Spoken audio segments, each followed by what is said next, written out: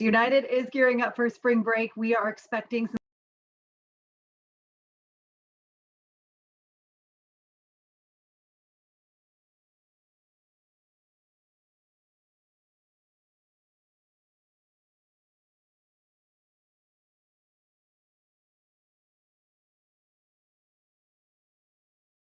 for long lines, expect for it to be a little bit tougher to find a parking space. So you're definitely going to want to make sure to plan ahead. Well, a lot of the country isn't as lucky as we are here with the warm weather. Is that one of the biggest draws to Las Vegas for spring break?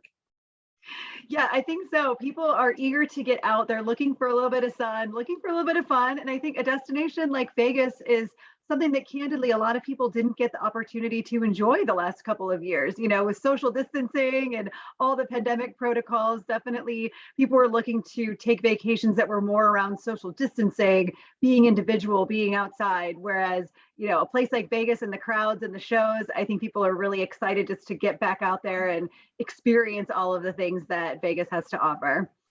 There are also a lot of travelers looking to escape Las Vegas for some new sights. Where do you see those travelers going to from Las Vegas?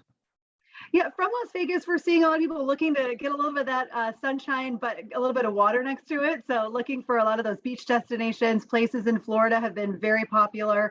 Also, seeing a little bit of interest in mountain destinations. So, people looking to take advantage of those last few weeks of ski season, going up to Colorado, to Wyoming, out to California, just to take advantage of a little bit of fresh powder.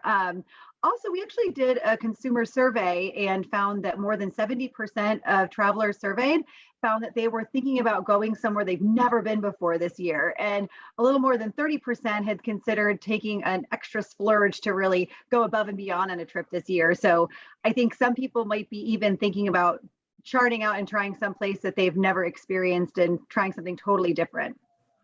You mentioned the pandemic. There's been a pretty long period here where a whole new customer base has come into the airlines, but haven't had the opportunity to fly.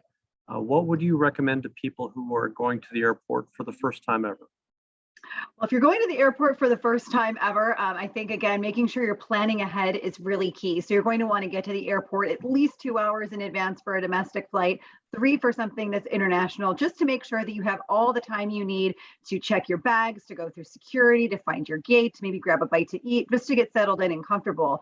We're also recommending to make sure that customers download the United app before you go. There are so many things that you can do in advance before you even get to the airport to save time. So you can check your bag in advance. You can see any sort of COVID restrictions or protocols that might still be in place that you have to abide by or follow. And we'll have all the information for you right at your fingertips to make sure to get you prepared.